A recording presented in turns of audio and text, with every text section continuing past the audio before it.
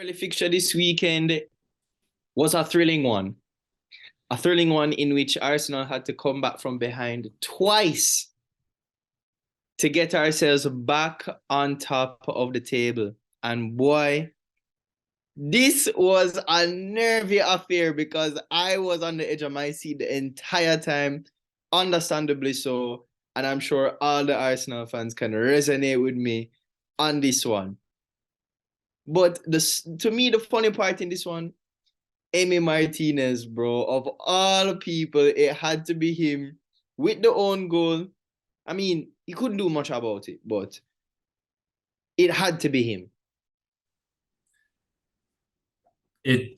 Script pretty much writes itself. Like you said, Emi Martinez coming back, or I should say, Emi Martinez facing his old team. I'm sure that's not what he intended to. I mean, again, it's fine margins, right? You're looking at if the ball hits the crossbar maybe an inch higher, it's probably going over the bar, or it's not hitting Emi Martinez on the way down.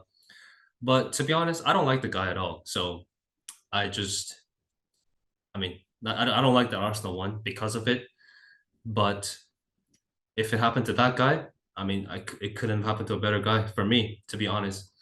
And on top of that, if you look at Unai Emery's interview, we rarely see keepers go up, right? I mean, this is not a cup final, right? I mean, Villa are not fighting for this is not the last game of the season where they have to get a result.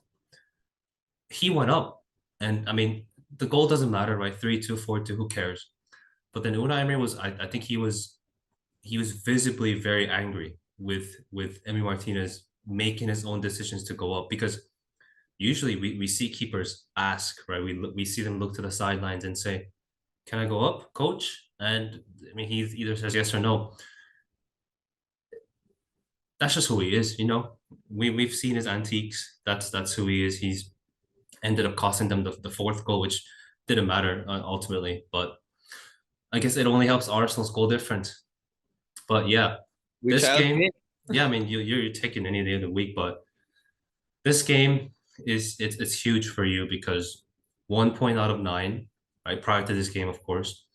And until the even deep into the stoppage time, you're thinking, damn, that's another drop 2 points, right? Off the back of City beating you, and then later on, who went on to play Forest, who ended up doing you a favor.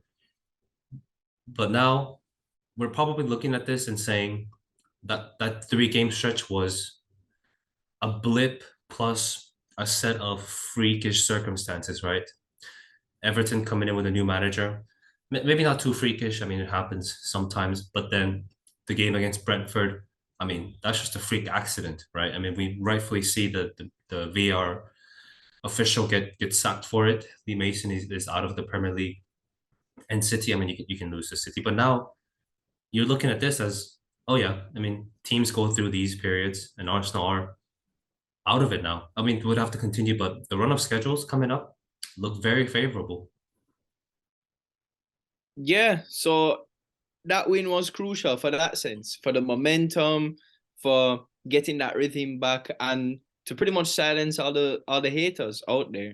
I think it was huge because, as you said, that psychological negativity was starting to creep in. The questions were starting to be asked, and there was just no better way to respond to that than Oh, this. yeah, I mean, you could tell from the media, everybody was painting this as, oh, now City are going to go on a 10-game winning streak and close the gap or even extend the gap to Arsenal. That's just not the case this season, you know? So that narrative has been turned around. I have to say, I mean, I know I've been telling you that this is Arsenal's league to lose, right? I mean, I don't think City are going to win it anymore. Now the narratives are turned. Now people are saying, well, I guess this is what City are. I mean, they could have easily won, right? They had two or three great chances to kill the game off, but what do you have to say? I mean, Arsenal have been more consistent overall this season.